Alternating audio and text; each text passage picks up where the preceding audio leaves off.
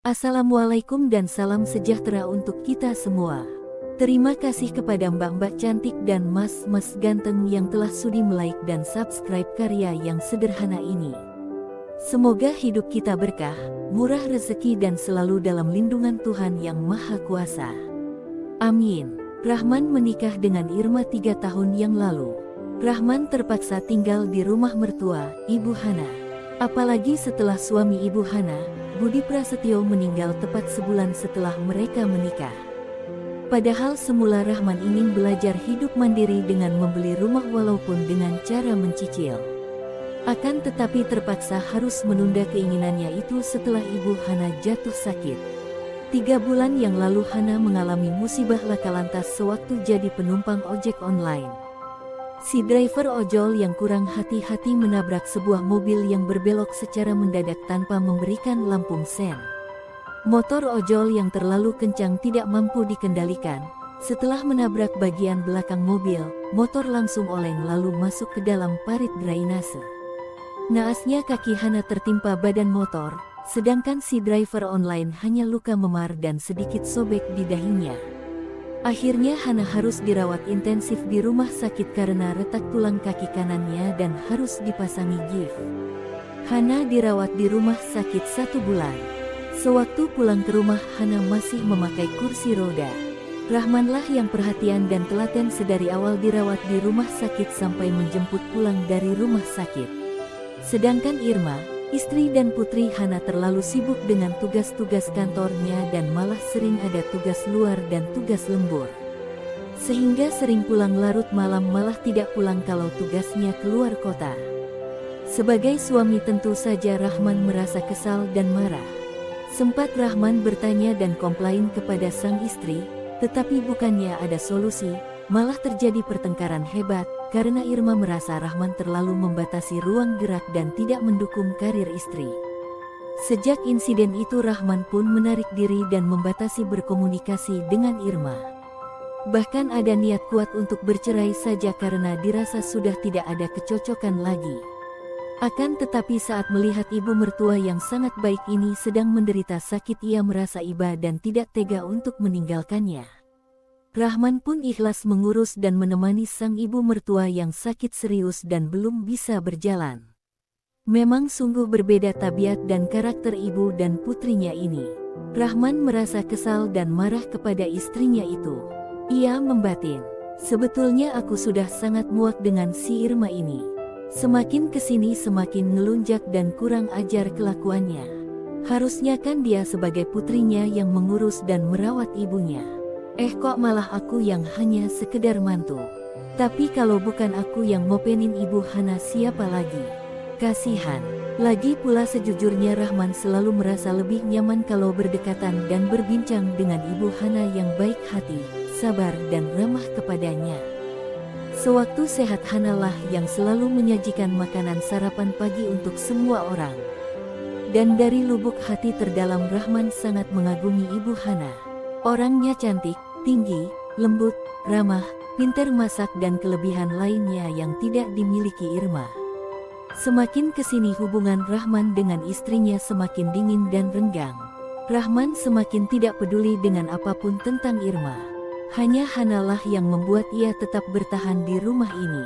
Rahman selalu nyaman dan merasa dihargai bahkan dihormati oleh Hana. Dulu memang ia menikah dengan Irma karena setengah dijodohkan oleh kedua ayah mereka yang sahabatan sejak SMA.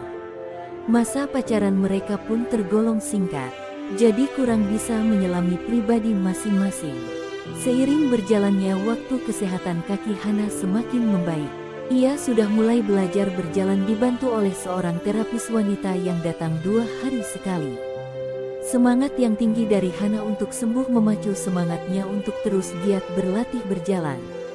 Suatu sore di hari Sabtu, Rahman baru pulang kerja lembur dari kantornya. Ia melihat dari jarak yang tidak terlalu jauh, setengah mengintip mendengar percakapan antara Hana dengan terapisnya. "Ayo Bu, semangat, terus, 2 langkah lagi. Bagus Bu, haha. Alhamdulillah ya suster. Iya Bu. Kalau Ibu terus rajin berlatih insya Allah sebulan lagi Ibu sudah bisa berjalan normal lagi." Untuk hari ini cukup dulu ya. Iya suster, terima kasih ya sudah melatih saya dengan sabar. Setelah suster tersebut pulang, perlahan-lahan Rahman masuk dan mendekati Hana. Alhamdulillah ya ma, mama sudah hampir sembuh dan sehat lagi.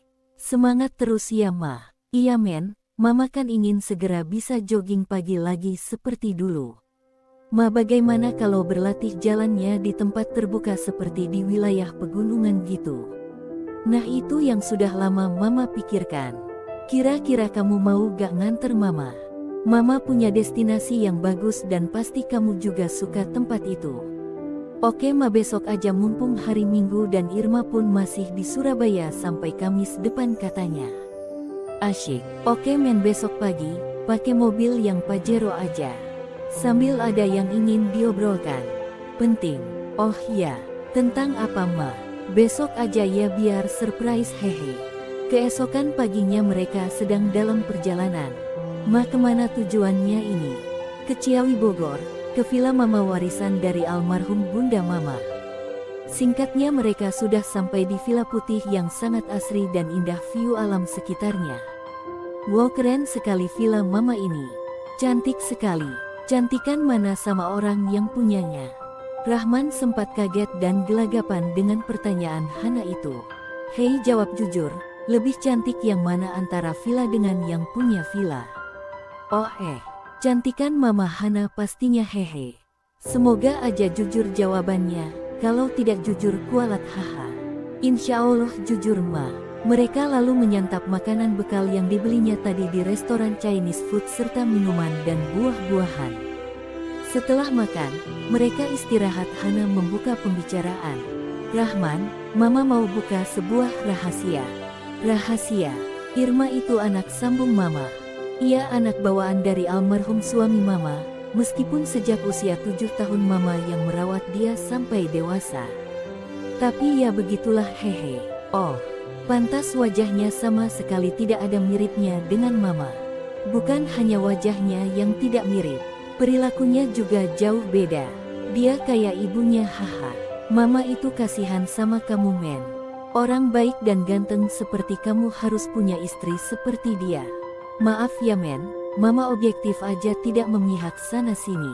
Mama hanya melihat fakta setiap hari dan mama sangat gerah menyaksikan keangkuhan si Irma itu. Sejujurnya ma, aku sudah menyiapkan segala berkas untuk menggugat cerai dia. Tapi aku tunda karena aku tidak tega ninggalin mama yang sedang sakit. Aku sedang menunggu saat yang tepat. Kamu tidak tega melihat mama sedang sakit. Artinya kamu menyayangi mama gitu. Iya ma. Hana pun tersenyum samar lalu. Men, ayo bantu mama berlatih jalan. Biar mama cepat sehat lagi. Bagus kan berlatih di bawah sinar matahari pagi. Yuk di lapangan rumput di halaman belakang. Rahman pun mendorong kursi roda Hana menuju halaman belakang. Rahman mendorong kursi roda ke tengah lapangan, lalu membantu Hana berdiri dan memantaunya berjalan sambil menjaga di depan Hana. Bolak-balik mereka berlatih hampir 2 jam. Ma, udah istirahat dulu ya. Sudah hampir 2 jam. Mama hebat semangatnya. Luar biasa. Hana pun duduk istirahat beberapa menit sambil minum air mineral yang diberikan Rahman. Bajunya basah dengan keringatnya. Men, aku ingin berlatih sekali lagi ya. Kamu jagain aku agak jauhan. Oke, aku tunggu di bawah pohon mangga itu ya. Hana dengan mata berbinar perlahan berdiri dan mulai berjalan selangkah demi selangkah. Ayo ma, terus semangat. Ketika tinggal 2 langkah lagi ke badan Rahman, tiba-tiba kaki Hana seperti kram, mungkin karena terlalu lama latihannya. Badan Hana sedikit limbung dan langsung ditangkap oleh Rahman yang posisinya agak kurang siap. Sehingga mereka terjatuh ke atas rerumputan secara bersama-sama. Rahman jatuh terlentang dan Hana melekat erat di atas badan Rahman dengan posisi saling berpelukan. Rahman sejenak sangat kaget, takut Hana kenapa-kenapa. Ketika menatap ke arah Hana, ia tenang-tenang saja, malah senyum-senyum. Mereka saling menatap intens. Entah siapa yang memulai, mereka pun akhirnya berciuman sangat lembut dan mesra penuh perasaan. Sangat lama mereka berciuman. Hana sangat agresif dibalas dengan sama bergairahnya oleh Rahman. Secara tidak sengaja hijab Hana terbuka dan terlepas. Rahman sangat takjub dan terpesona. Baru kali ini ia menyaksikan kecantikan Hana yang seutuhnya. Rahman membalikkan posisi lalu memegang kedua pipi Hana dan mengelus-elus rambutnya. "Wow, kamu secantik bidadari Kak Hana. Aku sangat menyayangimu." Lalu Rahman mencium lagi bibir Hana. Hana pun membalasnya sangat agresif sehingga gairah mereka semakin memuncak. Rahman pun tangannya semakin kreatif meremas gunung Hana, membuat Hana semakin gelisah.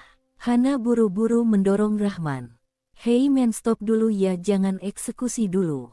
Kita harus bicara." Dengan nafas terengah-engah dan wajahnya yang merah, Rahman susah payah merenggangkan pelukannya. "Bicara apa kakak? Dengerin aku gak mau berhubungan suami istri secara tidak halal alias zina ya. Maksud kakak gimana? Kita kan suka sama suka. Hush, kita harus nikah dulu, baru kita malam pertama di villa ini. Mau gak? Kalau gak mau ya udah kita langsung pulang, sekarang juga. Nikah. Aku mau menikah dengan Kak Hana. Tapi kan pernikahan itu butuh waktu dan persiapan yang matang. Kalau kamu mau, nanti sore kita bisa nikah siri atau nikah syah secara hukum Islam. Aku bisa mengundang Pak Ustadz Abidin, ulama kenalan aku di sini. Bagaimana? Oh iya, kita bisa nikah siri dulu ya. Nikah yang pakai penghulu dari KUA-nya bisa diulang nanti ya.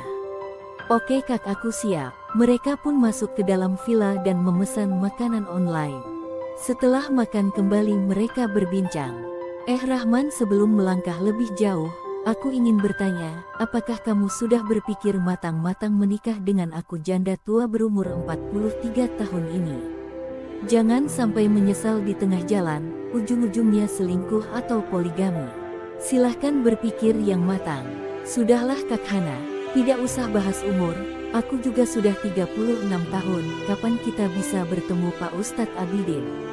Aku ingin konsultasi banyak hal. Jawabannya buntung. Kamu sayang dan cinta sama aku gak? Iya Hana sayang, sudah lama aku sayang dan jatuh cinta sama kamu. Mari kita secepatnya menikah. Hana pun terharu, lalu menangis terisak-isak memeluk Rahman erat sekali. Kembali mereka berciuman mesra dan lama. Tiba-tiba terdengar bel berbunyi. Hana langsung berjalan membuka pintu. "Assalamualaikum." "Waalaikumsalam, mangga Pak Ustadz masuk. Kenalkan, ini Mas Rahman, calon suami saya." Mereka pun bersalaman, lalu duduk kembali. "Mohon maaf Bu Hajah, kalau ba'da maghrib atau isya saya tidak bisa, karena sudah ada acara yang sudah terjadwal sejak lama. Saya bisanya ba'da asyar. Sepulang dari masjid saya langsung ke sini bersama 3 orang teman." "Baiklah Pak Ustadz, kami siap dan menunggu bapak-bapak di sini ya." Jam 16 akad nikah pun dilaksanakan dengan khidmat. Terima saya nikah dan kawinnya Rihana Hamidah binti Burhanuddin dengan mas kawin uang 50 juta dibayar tunai. Para saksi langsung berucap, "Syah, syah, alhamdulillahirabbil alamin." Lalu Pak Ustadz berdoa cukup panjang untuk kemaslahatan kedua mempelai. Tidak lama Pak Ustadz Abidin dan kawan-kawannya pun pamit pulang. Rahman menggendong istrinya ke kamar dan membaringkannya di kasur king size. Mereka langsung berpelukan dan berciuman penuh gairah. Hana langsung berposisi di atas mengendalikan permainan. Rahman sangat memaklumi istrinya ini sudah berpuasa bertahun-tahun sehingga terlihat sangat kehausan. Rahman pun ingin membahagiakan sang istri. Ia memasang pertahanan kokoh meladeni gempuran hebat dari sang istri. Tarian jaipong dinamis dari Hana disambut goyang uril Rahman, melahirkan gelombang dahsyat. Hana melayang tinggi ke awan. "Papa." Hana terkulai dan tersenyum. Rahman lalu beralih posisi memimpin proyek produksi ini. Kini Rahman yang mengendalikan. Ia menari maju mundur cantik dengan full power.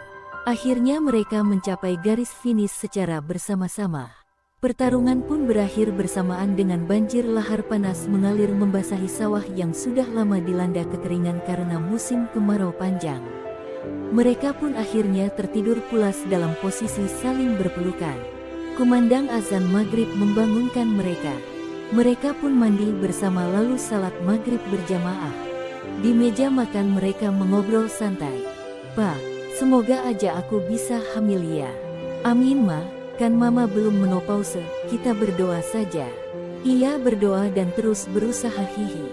2 bulan kemudian akte cerai Rahman dan Irma sudah terbit.